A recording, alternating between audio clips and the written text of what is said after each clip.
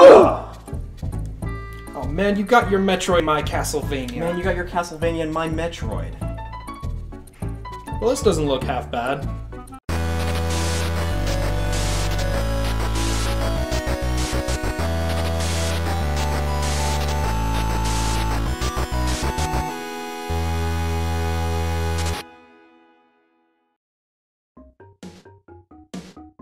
In 1997, Castlevania released its latest entry, Symphony of the Night. This entry deviated from the series' usual formula, introducing an experience and level up system, swappable equipment, and a large explorable map. The game is what coined the term Metroidvania, which typically is used to describe the later entries in the Castlevania series, but has also grown to apply to a number of indie games in the last decade. Most Metroidvania games show a resemblance to either Metroid or Castlevania, tend to have a large map, backtracking, upgradable combat options, and a lot of collectible items.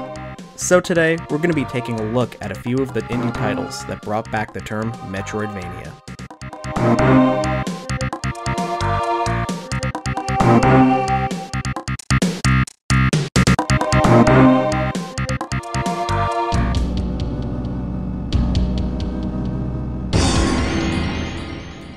I'm going to start off by saying I haven't been a fan of Metroidvania games in the past, and was going to talk about SteamWorld Dig and was having fun with it, but it wasn't giving me a Metroidvania vibe, so I decided to take a look at my shelf and see what games I could talk about this episode. Originally, I was going to talk about Zeo Drifter, but it wasn't PSTV compatible. And then one day I was looking around my shelf and saw a copy of La Mulana I had picked up from Limited Run Games over a year ago. I had always wanted to give this game a try, and this review is the perfect excuse to try it out. La Mulana was released way back in 2005 on PC, and this 16-bit remake on Vita was released in the US in 2015. The main character, La Mesa, is a whip-wielding archaeologist who is out to explore the ruins of La Mulana. Sounds familiar? Yeah, I got the indie vibes too. So I was really surprised when I started this game and was given very minimal info on what to do, and I went out and started talking to everyone and eventually found the ruins I had to explore. One thing that stuck out to me more than anything, aside from the awesome soundtrack, is how hard this game is. Apparently the developers think that games are too easy nowadays, so they decided to ramp up the difficulty. Even crazier is that this EX version is supposedly even easier, and I couldn't imagine myself playing that version. Gameplay wise, I didn't have too many issues with the whip, as your primary attack is fast and has decent range. The one problem I had with the controls was the jumping in this game. In games like Super Mario Bros, when you jump, you're able to move horizontally left and right and have influence where you land. Many popular games have since followed this formula because it works. This game decided to change it up, and when you initially jump, you move straight up, and only when you are at the apex of your jump you can move left and right to influence where you land. This makes a lot of the platforming segments more annoying than it should. Another thing I hate is when you fall straight down and can't perform any actions until you land. If you want a game to hold your hand, then look elsewhere. I initially struggled as I'm not familiar with this genre and almost gave up, but stuck with it. I slowly discovered items I could use, items I could break, and even though I got my ass handed to me, I kept on trying and got a little further each time.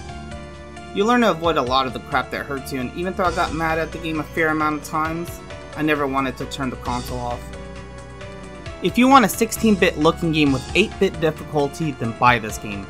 Otherwise, you could easily go without playing this game and buy one of the better games talked about on this episode.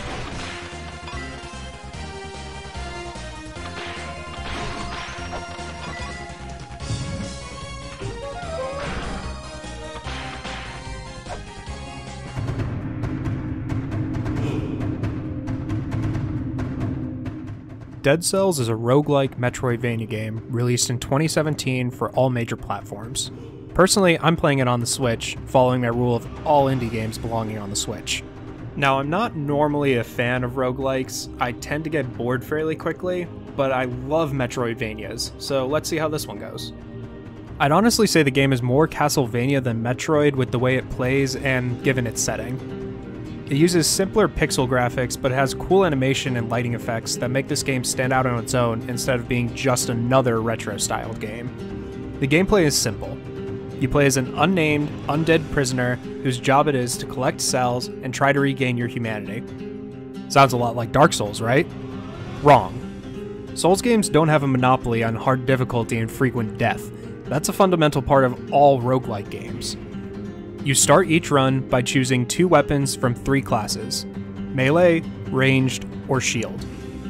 I personally always prefer to pick melee and ranged weapons. As you go through the levels, you find scrolls that upgrade one of 3 attributes: brutality, tactics, or survival. I prefer to just call them by their colors, however: red, purple, and green. When you pick up a scroll, you will increase the damage you do with weapons of that attribute or color, as well as increase your max health. Different attributes increase your health by different percentages, so even if you don't use a weapon of that color, you may want to choose that upgrade to give yourself the big HP boost. In addition to your weapons, you can also find armor, items, and gold to help you out in the dungeon. Starting off, you will fight very basic enemies and traverse through a very simple dungeon. As you go through the levels, you can find shopkeepers who will sell you better items, or you can find them behind doors that you have to pay to open, or you can just find them out in the open. There are also a lot of secret areas for you to find, and they are difficult to locate at times. At the end of each level, you will spend the cells you've collected to purchase upgrades that, once unlocked, will always be available for you to use. Upgrades consist of things like weapon unlocks, permanent passive abilities, and new mutations. After you spend all of your cells, you can reforge your weapons that will give them more power and new secondary abilities, like causing bleed or poisoning. And finally, you can unlock a mutation, which grants you a new passive ability for you to use for the rest of the run. Mutations can range from damage boosts to healing while killing an enemy, or even more. What you choose as your mutations will depend on your playstyle or what type of weapons you have for that run. There may be more to unlock as well, but I personally haven't found it yet, because this game is hard, and I've only managed to clear 2 of the bosses myself. As you get into the later levels, you will find harder to deal with enemies as well as different puzzles to solve to get more equipment. After 3 levels, you will fight a boss enemy. These guys can be really hard, especially if you were not lucky enough to get a decent loadout in the previous levels. In addition, one annoying thing I learned is, a loadout that works well in basic levels may not work well at all against a boss, so you have to try to balance for both. Overall, I don't mind having to die a lot in Dead Cells. Each run is a ton of fun, and I get a little bit better each time. I guess it took adding a Metroidvania element to one for me to finally appreciate a roguelike game.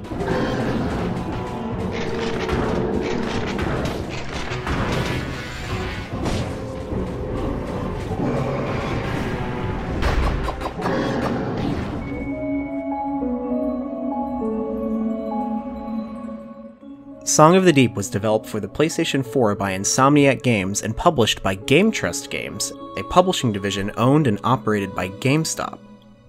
You may remember back in 2016 when this game had a ton of merchandise scattered around GameStop clearance racks.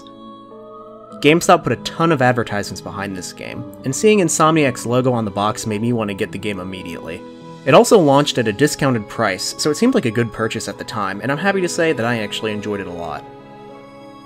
Song of the Deep was made by longtime Insomniac director Brian Hastings and a smaller team that wanted to make a unique game they hadn't tried before. Being fans of the Metroidvania genre, Hastings and his team wanted to give the genre a try, and they really succeeded here. Song of the Deep has a stronger emphasis on exploration and visuals as you control Marin in a homemade submarine as she searches the deep blue sea for her missing father. There are many areas you can explore and power-ups to collect. The submarine itself can use a claw to grab objects and throw them at enemies, and you collect various other upgrades as you continue your journey, like missiles and headlights that interact with the sea life and overworld.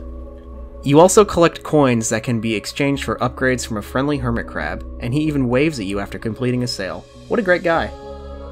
One of the highlights for me is the use of puzzles and how you use your submarine to move around. You can grab onto objects with your claw to open gates and pull switches, and your sub can also boost to go against strong currents and dodge enemy fire.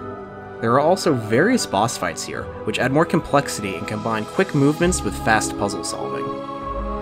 While controlling the sub can be clunky at times, especially when you have a lot of momentum from boosting, the rest of the game itself plays and runs fine. There is definitely an emphasis on its visuals, and the art during cutscenes are wonderful. This game is definitely on the easier side. Your health will regenerate automatically, and save points are very close together. I played the game on intermediate, and besides ramming into some spike hazards a few times, I didn't have too much trouble with the game. With the addition of optional puzzles for more collectibles, this game is a nice Metroidvania that eases newer players into the genre.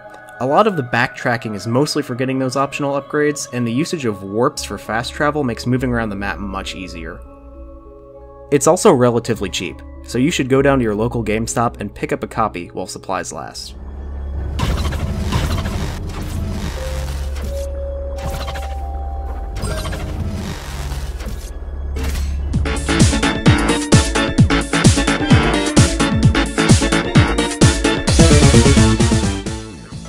Alright, this game looks promising and I've heard great things about this series, so let's jump into the Shantae series with Shantae and the Pirate's Curse.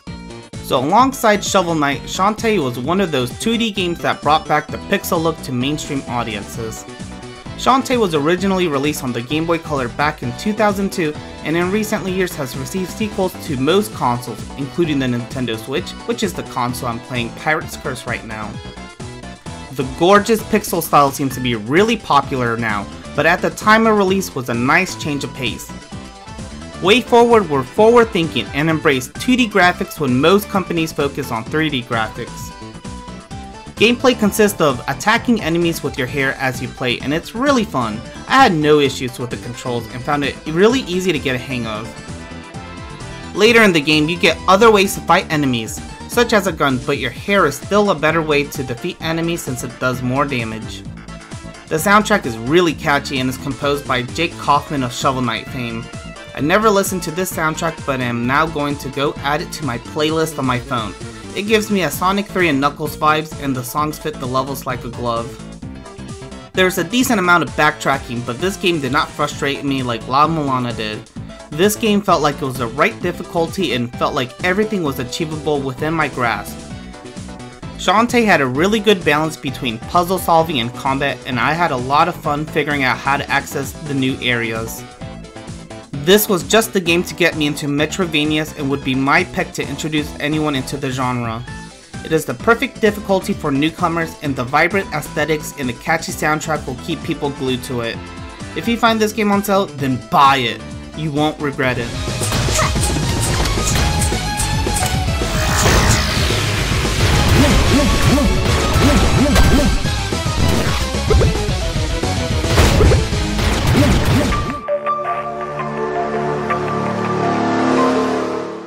So as far as the games we've covered, to me, this is the most Metroidvania game of them. It is a perfect mix of Metroid and Castlevania. The gameplay is very similar to Metroid, while the environment and story has a very Castlevania vibe. The Mummy Demastered is based off of the 2017 Mummy movie, and it is a significantly better game than the movie. It's called Demastered because it has very simple pixel graphics even though it's based off of a new movie. You play as a random space marine who looks a lot like Doom Guy, and you're investigating some odd happenings around an old tomb. But random space marine seems so impersonal, so I'm going to call him Frank. As Frank progresses, the map opens up and you're able to explore a very large world. Like Metroid, you can collect new weapons as well as upgrades to your health and ammo to help you survive. After you defeat bosses, they will explode with a ton of health and ammo to replenish you as well. In addition, you can find statues that contain scrolls that will give you a new ability, like the ability to cling to ceilings or increase your run speed, much like the Chozo statues. Survival is key in this game. If you let Frank die, you start playing as another soldier, who I'm going to call Austin, and he has to hunt down the zombified version of Frank to get his stuff back. Kinda resemblant of Dark Souls, am I right? No, I'm wrong. Hollow Knight did it first, and please for the love of God, stop comparing everything to Dark Souls. Try to be careful about where you die though. When you die, the game will save, so you can't reset and try again. So instead, reset and try again before you die, because if you die in a hard area, it will be an absolute pain to get your stuff back, and you will need it. Without getting your stuff back, you don't have grenades, which means making progress will be difficult to impossible. I accidentally tricked the game into letting me get to an area I wasn't supposed to, and I died, and I couldn't get back to my old guy to kill him and get my stuff back. So I wound up having to restart the game, but I only lost about 45 minutes of progress, so it wasn't as bad as it could have been. Gameplay-wise, this game is definitely more Metroid than Castlevania. You shoot in 8 directions, jump over odd floating platforms, find grenades to help you open up new paths, get collectible upgrades, and have random pits with unlimited spawning enemies to grind for health and ammo. When you find an ammo room, you can reload and switch out your weapons. This is one place I learned a very important lesson. Make sure you didn't accidentally turn off your grenades. I got to the bottom of a chasm and had to climb my way back to an ammo room because I accidentally turned off my grenades while seeing what I was able to do, so I couldn't break a wall to progress. The only real gameplay element from Castlevania is the warp points in forms of helicopter stations. Presentation-wise though, your ultimate goal is to hunt down an undead princess who wants to destroy humanity. Sound at all like a certain undead count we all know and love? While there are a ton of similarities between this and the games it takes inspiration from, it is by no means a copycat. The game is a lot of fun, and I definitely recommend picking this up if you have any major console.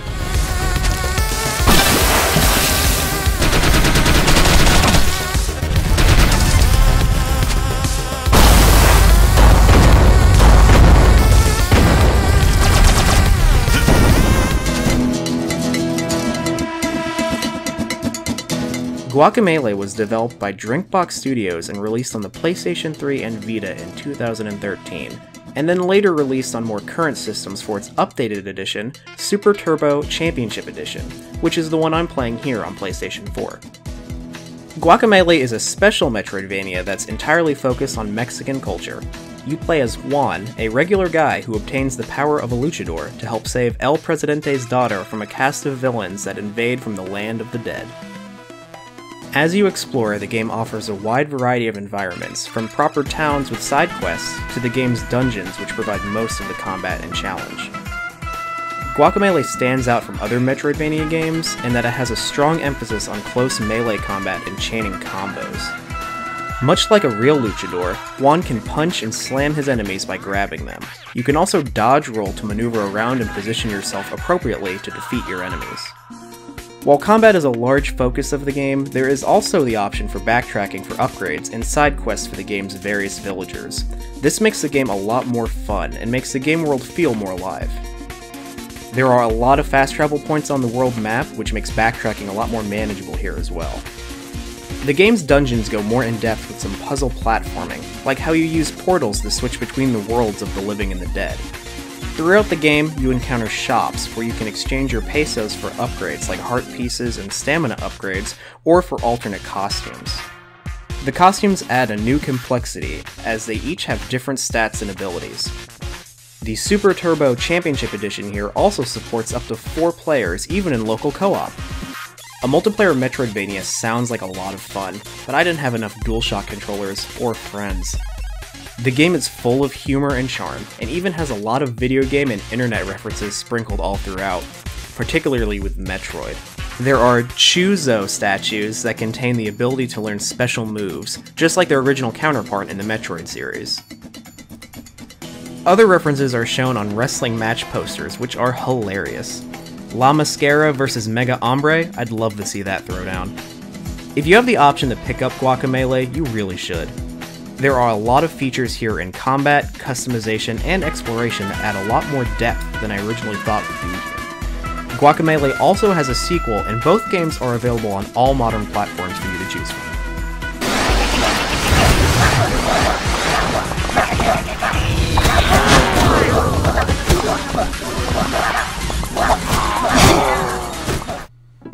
Man, Castlevania got some really good Metroid elements, but I really wish that there was a Metroid game that got some good Castlevania elements. Like, it's good storytelling. Be careful what you wish for. This is not what I had in mind.